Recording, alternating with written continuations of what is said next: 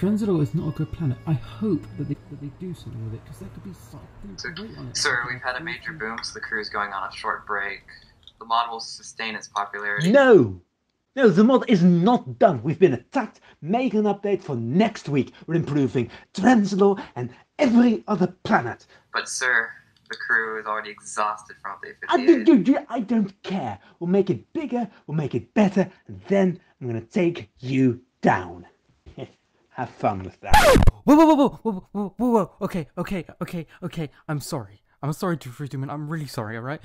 I'll be the first to admit I was a bit harsh at points, but don't worry. I've made a new video ranking the Dalek Mod planets from worst to best with the last 2 updates taken into account. Oh god, what have I got myself into? Why did I do YouTube? It was a big mistake. Never mind. Roll the title sequence.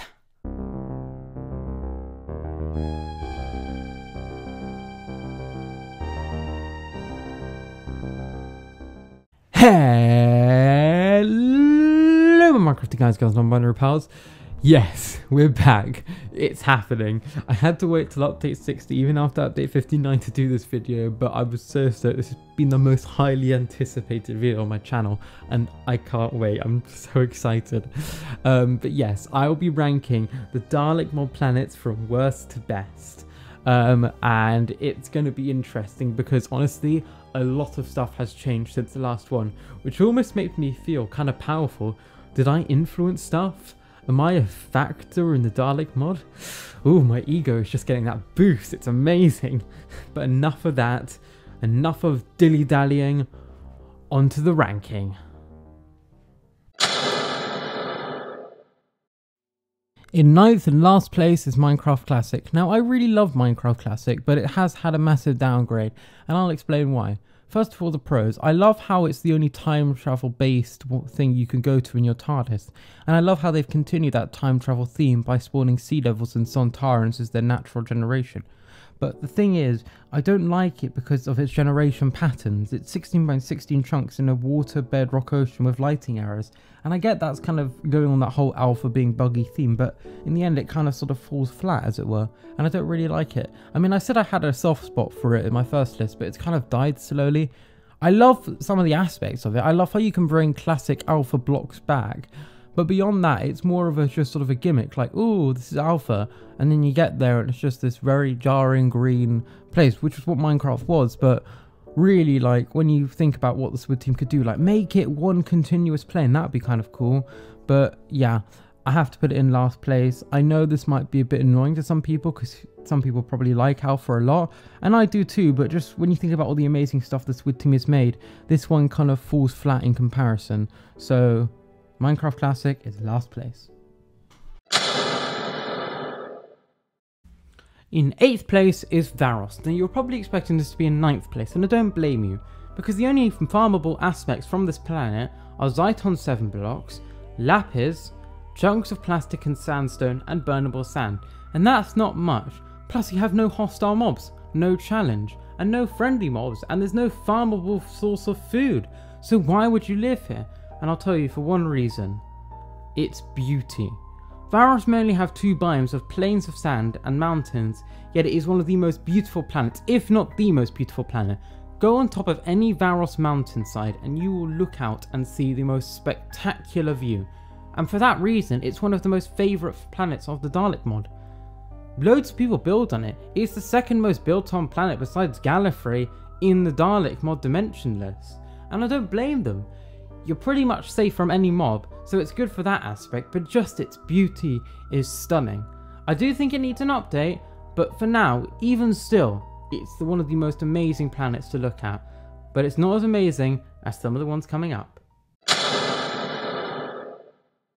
In 7th place is Vortis. Now, Vortis recently got some big changes done to it in update 59. The planet now consists of 2 major biomes, the stone plains, which we already had, which normally have hostile and neutral mobs like the Zabi, the Menoptera and the Larvae, and now we have the new sand biome consisting of the Sandmen. I never really understood why they were there because they don't really consist on Vortis as a planet, but it's a good place to add them and I see why the Squid team did that. One big thing about Vortis though is it's a great planet if you just want a nice simple challenge. It's not too hard, but you'll still face all these nice hostile mobs. And the planet has around 5 ores, one very unique one which is blue quartz. But yeah, I really like Vortis. It's a great planet. Unfortunately, it couldn't really be bumped up even with its new changes because some really cool planets came next. And I'm going to show you them and they're going to be really good. In 6th place is Mars. Now, I really like Mars. It's the first one on this list actually to have a generated structure. But from the overpoint, Mars doesn't have much. It only has 4 ores, 2 randomly spawning mobs, and 1 generated structure. But still, it's a great planet. It's a challenge because you have to have a spacesuit, and it's really cool to find the UFOs, alright? Because you get to battle the Ice Warriors. It really feels like you're in a Doctor Who adventure. It's so fun. And I really like Mars. I will say it's not like one of the best planets, but I really do think it has a lot of potential that needs to be cracked. Maybe some more generated structures, maybe some more mobs, but for now, it's a very nice place. If you really want to build a house there, I don't know how convenient it would be. It's a very nice planet to build on because it's very flat. And yeah, it does only really have 1 or 2 biomes if you count the mountains. But still, it's a very beautiful planet and I love it. So yeah, that's why it's in 6th place.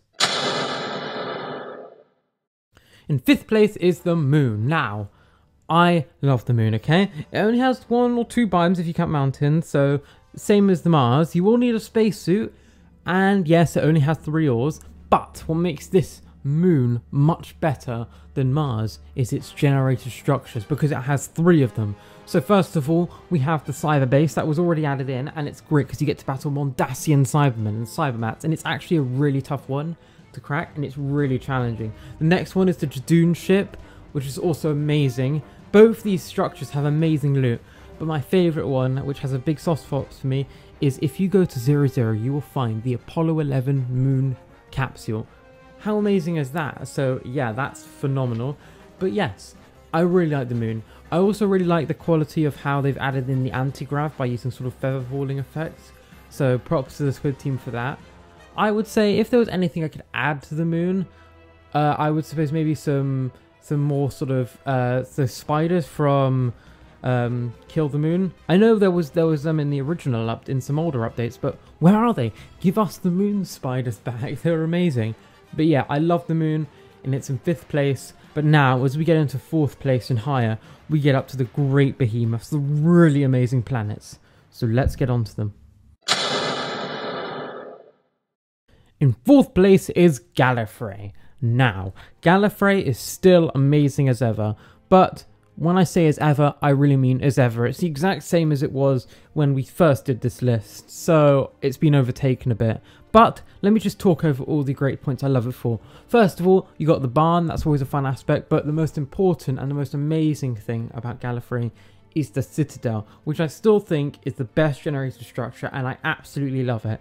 The one thing that I think this planet really needs, because I've already reviewed it, is some hostile mobs. Now I know you can get it in the Matrix, in Galifrey's Citadel, but I want some extra ones that you don't have to fight in the Citadel. So what I was thinking, why don't I add some sort of like evil Farlands biomes and have like evil Galifreyan or Shimbogans? I think that would be really cool. But yeah, I love Galifrey, but unfortunately when it comes to sort of the big 4 now, it's probably my least favourite, and I think just the least appealing. But I will say though, it is the most appealing for if you just want a nice place to build that's not the overworld. But yeah, I love Galifrey, but not as much as I love these 3 ones coming up. In 3rd place is Mondas. The king, the #1 planet, has fallen, but the quality of it has improved. So, Mondas still retains its 4 biomes that I love, all of its generated structures, and it's only got better. Those really creepy Mondans I love that you can normally find in sort of the old frozen forest biome that I think is actually the most eerie and probably my favourite, have now got 17 variants. There are 17 different versions of Mondans, and I love that. And what's more is they're really cool Easter eggs because they're all different Minecraft player skins from all the sort of Swid Extra and Swid teams, so it's always hilarious for that reason.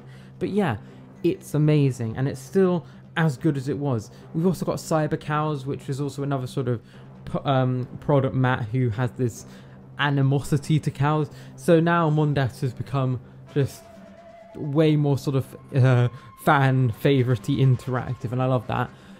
I'm still really happy about the fact that Mondas really gave the Cybermen the push they needed in the mod, because they were kind of forgotten, but now they're really, really popular because of this planet, so that's why Mondas is in 3rd place. It's just a shame that 2 planets have overtaken it, and those 2 planets I'm going to show now. Also, Mega Devlin the Doctor inspired Mondan variant. In 2nd place is Trenzalore. Okay, even I will admit when I'm wrong. In my last listing, Trenzalore was last in 9th place, but now it's 2nd place. And you can't blame me. It has too many generated structures to even count. I think it's like 11 or something. And all of them are amazing. We've got Christmas, we've got spaceships, we've got 6 different biomes, we've got like 11, maybe even more different mobs, probably more.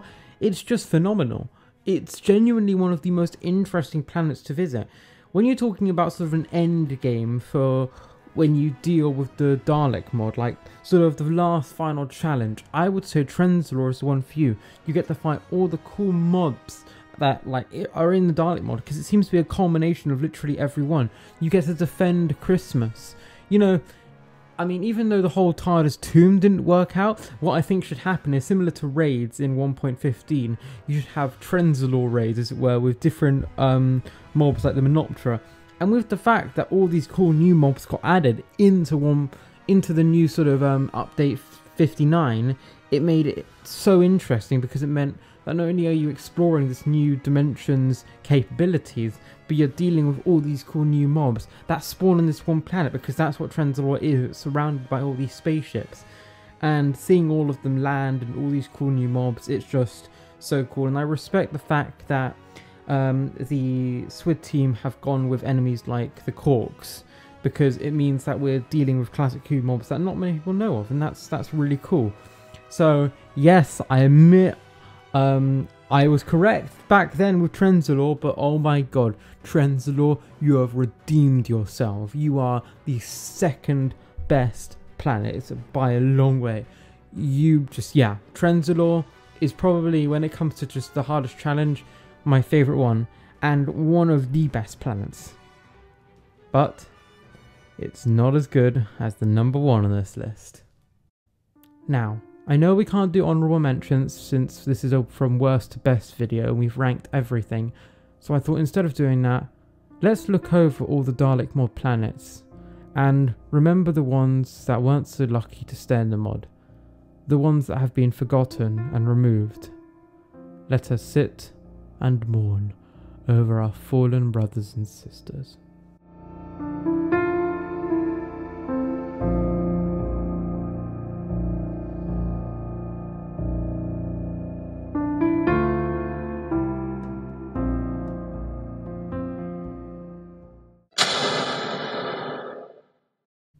Number 1.